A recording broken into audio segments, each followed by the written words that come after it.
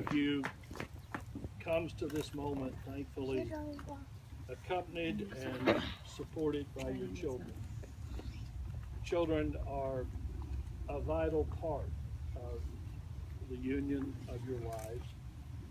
And so, sons and daughters, do you support the marriage of your respective parents?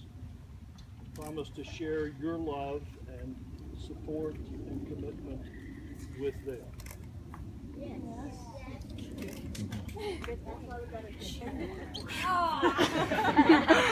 Yes, your bride.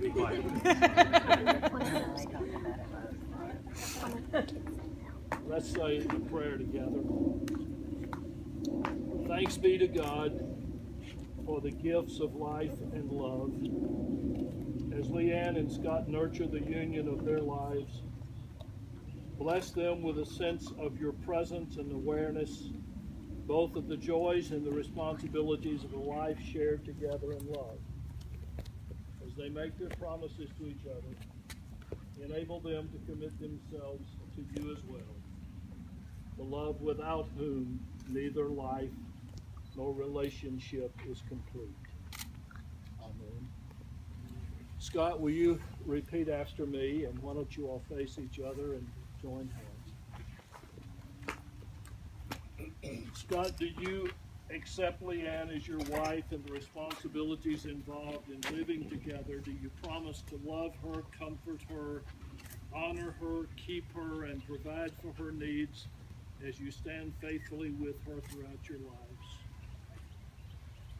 Leanne, do you accept Scott as your husband and the responsibilities involved in living together, and do you promise to love him, comfort him, honor him, keep him, and provide for his needs as you stand faithfully with him throughout your lives?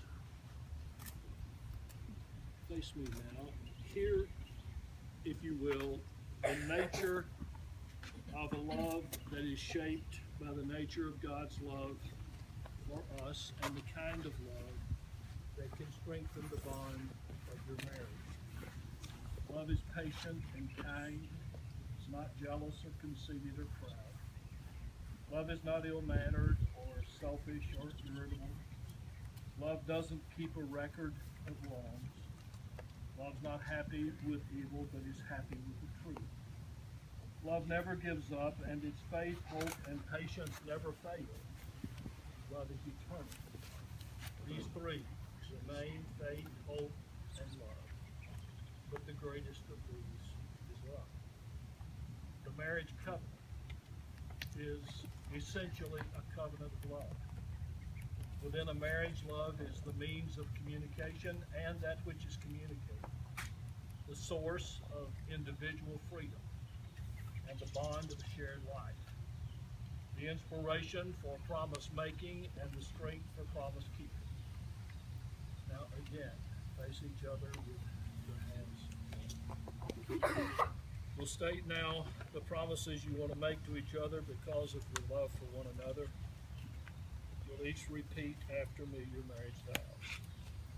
I, Scott, take you, Leanne, to be my lawful wedded wife, to live together according to God's purposes, in sickness and in health, in poverty or in wealth, in the good times and the bad times. And I do promise to love you as long as we both live. I, Leanne, take you, Scott, to be my lawful wedded husband, to live together according to God's purposes, in sickness and in health, in poverty or in wealth, in the good times and the bad times. And I do promise to love you always, as long as we both live. Now face me again, please. Leanne Lundstrom and Scott Jeffrey Sahorn, by virtue of the authority invested in me as a minister. I pronounce you husband and wife, and pray that God will seal your promises to one another and make you a blessing each to the other as long as you both live. You've provided rings for each other, each of which symbolizes the never-ending circle of love. Scott, will you take the ring and place it on Leanne's finger, and as you do that, repeat after me. Leanne, with this ring, I accept you as my wife. Leanne, with this ring, I accept you. Leanne, will you take the ring for Scott? Repeat after me. Scott, with this ring, I accept you as my husband. Scott, with this ring, if it goes on, I accept you as my husband. Dr. and Mrs. Scott Cahoon. Leanne and Scott,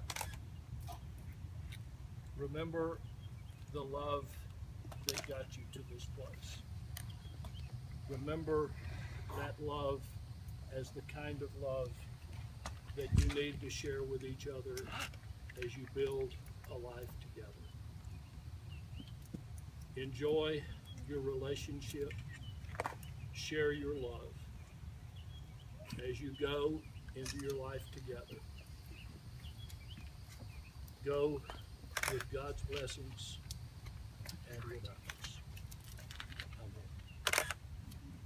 I think we could applaud.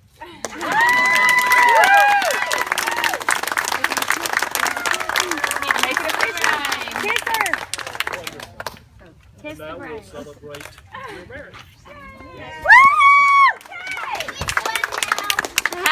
Congratulations, godmother! Listen, Miss Leanne's my godmother.